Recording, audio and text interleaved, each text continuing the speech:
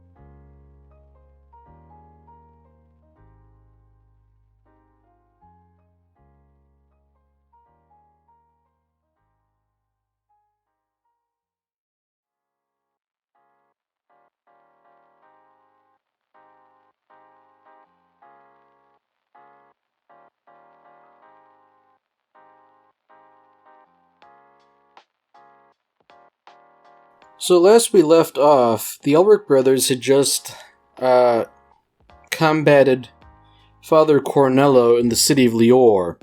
He had a Philosopher's Stone that later turned out to be fake, and in the process of fighting him, it was destroyed. So, the Elric brothers are sort of back at square one, and the city's not doing too well considering the priest was revealed as a fraud to the citizenry at large.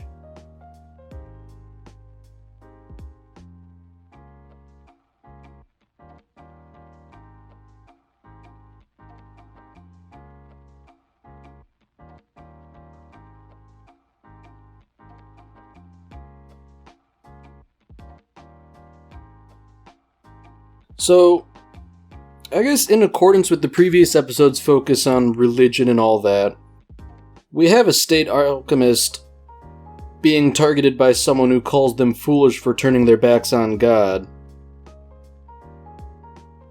So, I'm noticing a bit of a theme developing here.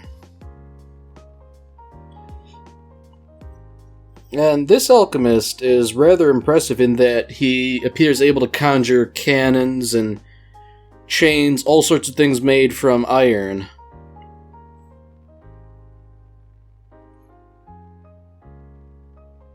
But as impressive as he is, the guy he was fighting managed to dodge all the cannon fire, and indeed punched a hole straight through what I assume is thick iron plating, and ultimately it proved fatal for the alchemist.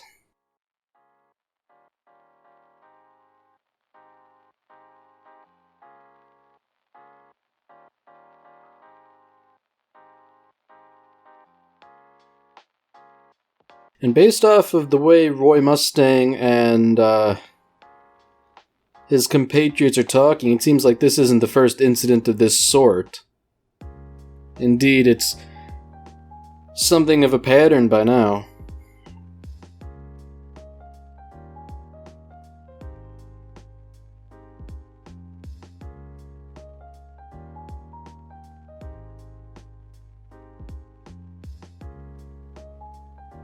So, Lieutenant Colonel Hughes is being put in charge of this case. And it seems like it's a really rather highly important case as well.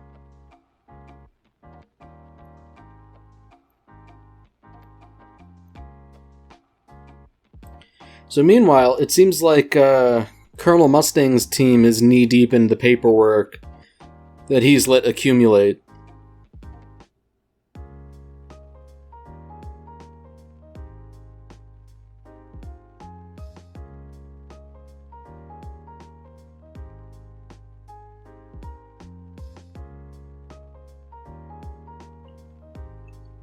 So, while they're waiting through all the paperwork, the Elric brothers show up, having returned from Lior.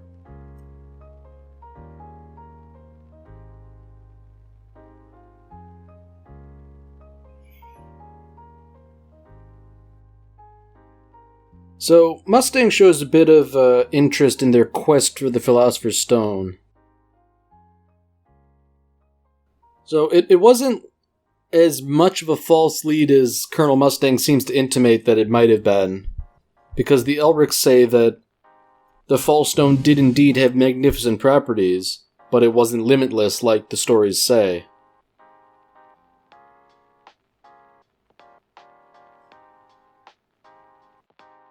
And indeed, Roy Mustang is interested in helping them, especially considering the good work they've done, so he's sort of directing them to an alchemist with a biological specialism. And indeed, the Elric brothers are suspicious at Roy offering to help them, but he declares that he has no ulterior motive. You know, he'd rather help them out than have them hold a debt over his head.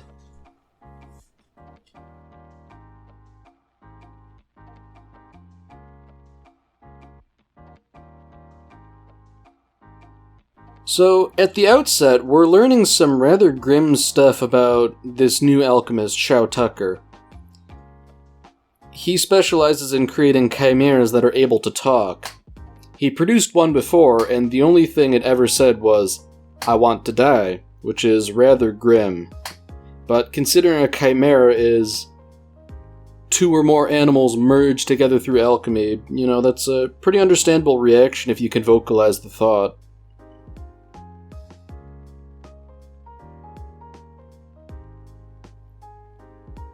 So we're already having a sort of a sympathetic scene painted for us regarding Shao Tucker. He's a single father and a widower.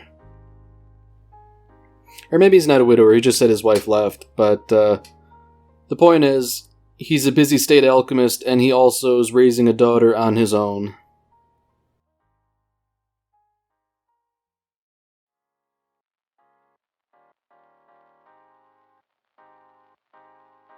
Additionally, Shao Tucker, he wants to get information out of them, too. You know, he's not willing to just share his secrets willy-nilly. Which, I suppose is fair. But the Elric brothers share with him the full story of their circumstances.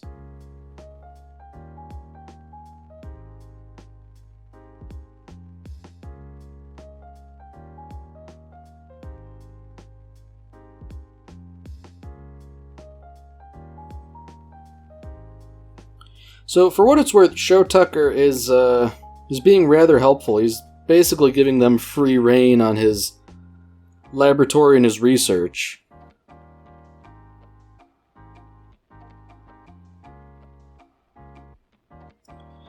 And interestingly enough, Shao Tucker reveals that, despite being regarded as an authority, he's not as authoritative as people seem to think, considering how his research hasn't made much progress lately.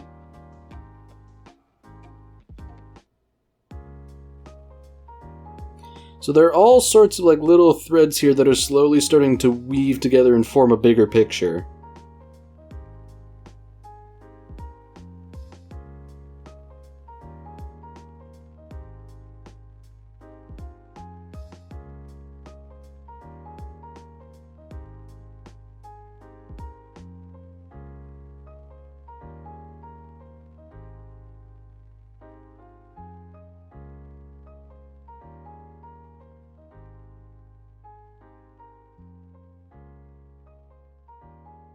So ultimately, despite the Elric brothers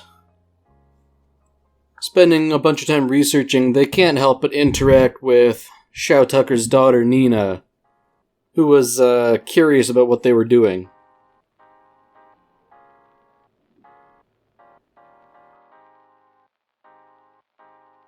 So understandably, not being heartless by any means, the Elric brothers can't help but set some time aside for Nina.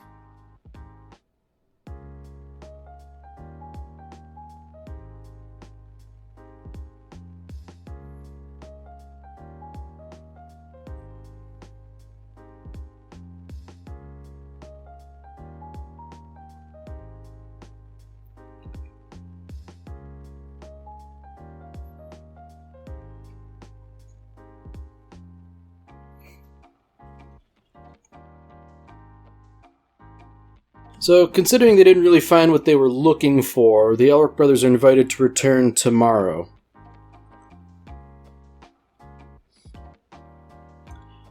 But their escort, Havoc here, also reminds Shao Tucker that assessment is coming up shortly. And that instantly sort of puts him in a somber mood.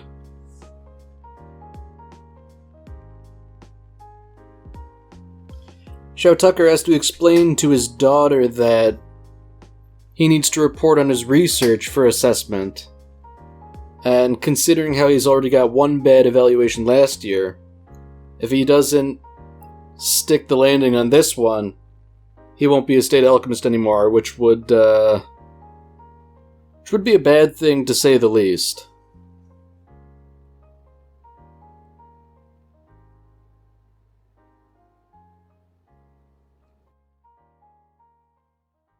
So there's a considerable financial strain here on Shao Tucker because he needs to get his research right in order to maintain what is admittedly already a pretty meager lifestyle.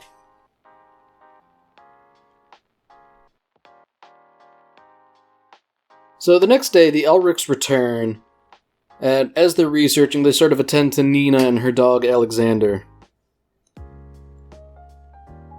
But Nina, she sort of explains a little bit about what's going on, about how her father spends a lot of time in the laboratory, working.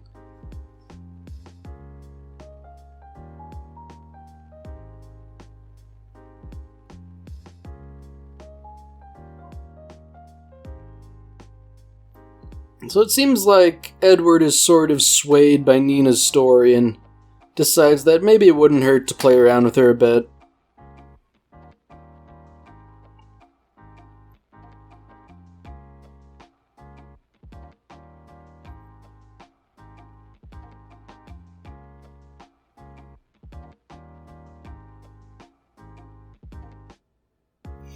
And indeed, while they're out playing, Shao Tucker is holed up in his laboratory, where it appears things are going especially poorly.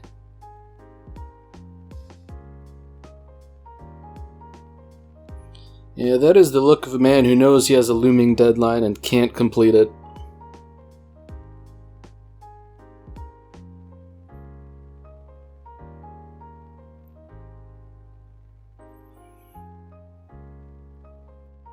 So back with Maze Hughes, who's investigating the alchemist killer.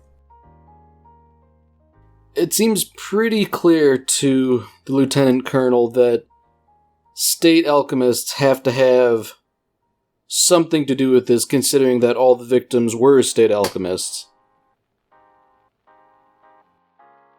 So it's not merely a hatred of the military or soldiers or anything like that.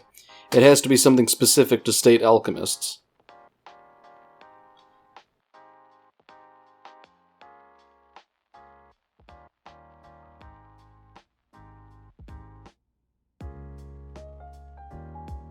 So while Mace Hughes is talking it over with some of his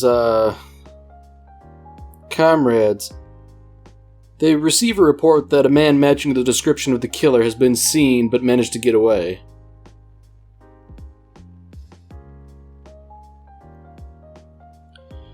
Back with the Elric brothers and the Tucker family, it becomes clear that indeed poverty was the main concern here for the Tucker family, and the reason why Shao Tucker needs to maintain his state alchemist status. Nina's optimistic and offers reassurance. And in a seeming act of goodwill, Shao Tucker offers to play with Nina and Alexander tomorrow, and sort of like putting work a bit on the back burner for the sake of his relationship with his child.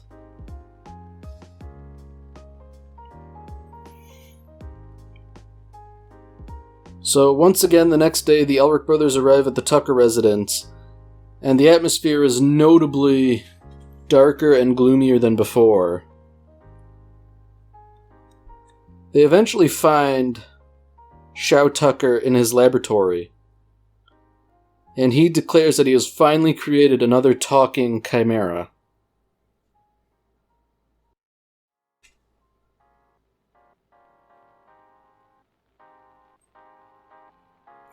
He prompts the chimera to speak, and it repeats the words he says to it.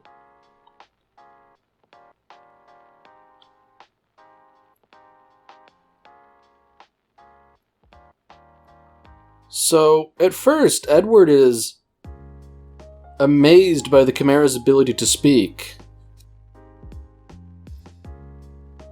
And the chimera speaks somewhat mindlessly, but then it says something that it shouldn't know. And when that happens, that sort of makes the coin drop in Ed's mind. Ed sort of puts everything together about Shao Tucker's certification when his wife left and the sudden appearance of this new chimera. As it turns out, in his desperation, Shao Tucker had made chimeras out of his wife and his child.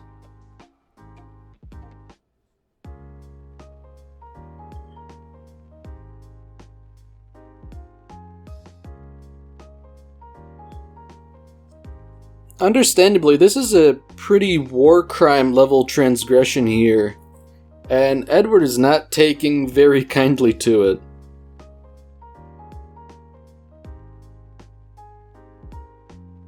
So Shao Tucker sort of defends this as how human experimentation is sometimes necessary to progress scientific knowledge. Ed vehemently disagrees. And Shao Tucker sort of like throws it back in his face, like, human experimentation is bad? Alright, why'd you try and bring back the dead? And that's a bit of a breaking point for Ed.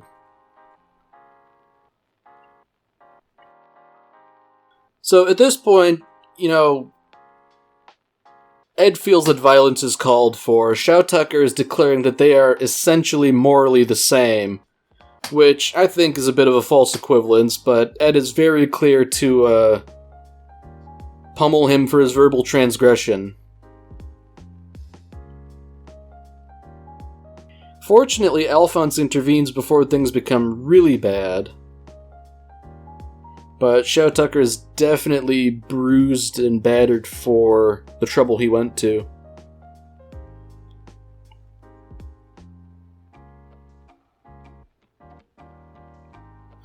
And even worse, the chimera that was formerly Nina Tucker is aware enough to know that Shao Tucker's in pain and it's making a token effort to comfort him.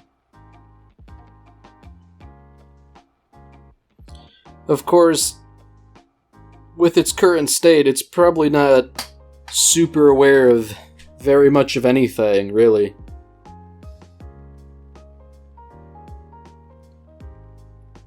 So finally, when Shao Tucker declares that he can keep his certification, Edward kicks the pocket watch out of his hand. Because seemingly it's the only thing Shao Tucker cares about, if he's willing to sacrifice his daughter towards this end.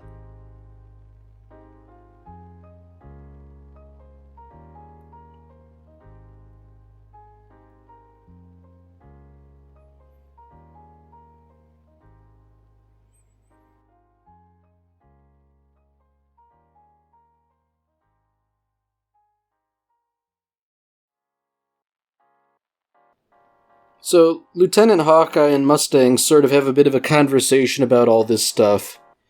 Because on the one hand, Hawkeye declares that it's unequivocally evil. Perhaps a foremost example of evil, but on the other hand, Mustang's like, sometimes as state alchemists we have to do evil things. Not that he's defending this particular instance, but there's an understanding that they're not in solely morally good territory here. And Mustang sort of tries to, gently remind Edward that this is the sort of stuff you might have to see on a pretty regular frequency, but Ed's not taking it very well.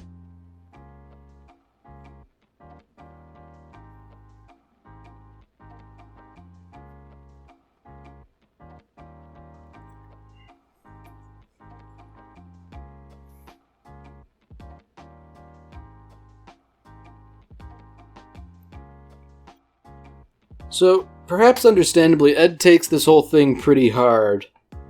And he declares that, we couldn't even save one little girl, so what good are we? And I think he's taking the wrong moral lesson from this.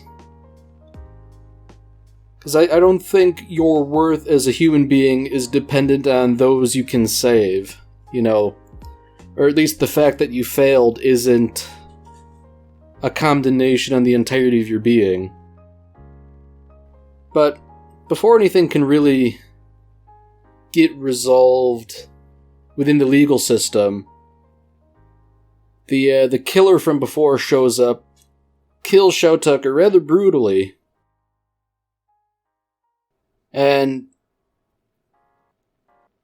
I guess taking pity on Nina Tucker, euthanizes her as well.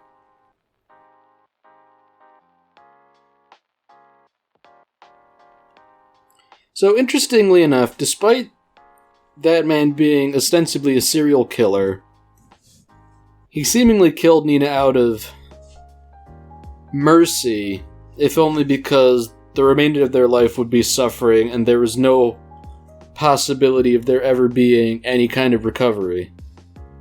Of course, likely wasn't his decision to make, but here we are regardless.